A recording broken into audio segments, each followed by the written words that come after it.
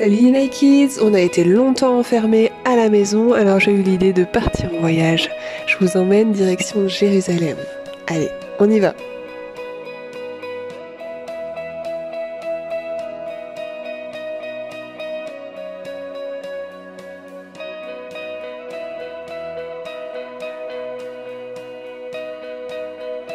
Regardez les enfants, c'est Jérusalem. C'est dans cette ville que Jésus a marché. Il est passé dans toutes les rues. Il a guéri des malades. Il a fait des miracles. C'est vraiment une belle ville avec des murailles couleur or. C'est dans cette ville que se rendait tout le peuple de Dieu pour célébrer des fêtes en l'honneur du Seigneur, pour chanter des cantiques et pour prier. Autrefois à Jérusalem, c'est là où Dieu a demandé à Salomon de construire un temple magnifique. Regardez.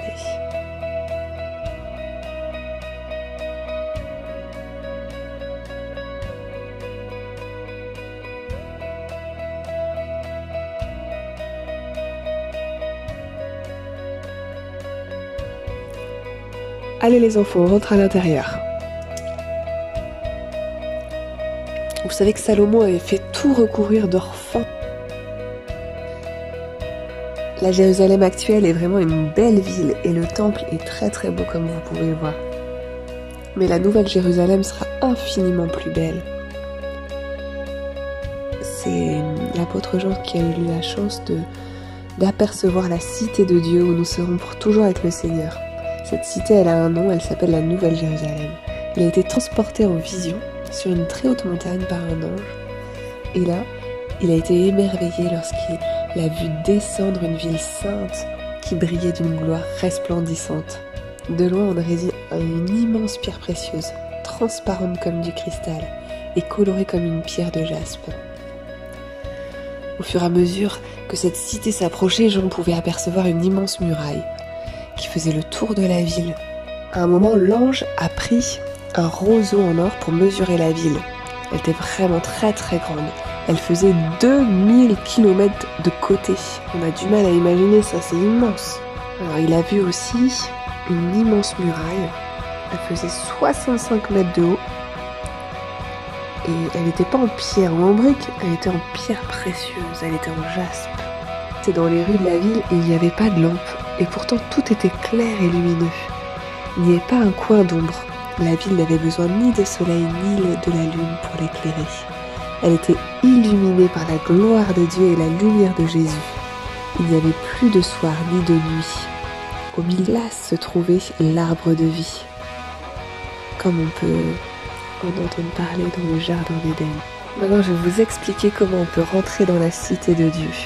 Et comment on peut pour l'éternité voir Jésus face à face. Alors c'est très simple, il suffit de donner sa vie à Jésus, de tout son cœur vraiment lui demander pardon pour ses péchés.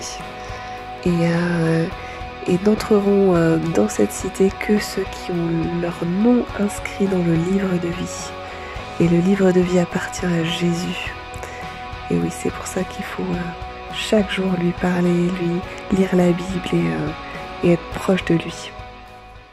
Je vous laisse un verset les enfants, c'est dans Jean 14 verset 3. Il s'affiche à l'écran. On le lit ensemble. Je reviendrai et je vous prendrai avec moi, afin que là où je suis, vous y soyez aussi. As-tu bien compris?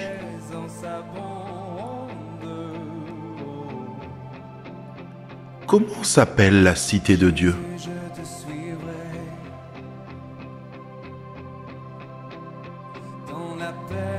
En quoi est-elle?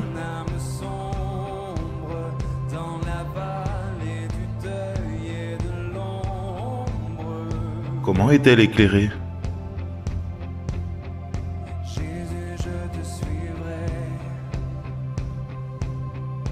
Qui entrera dans cette ville pour y habiter éternellement?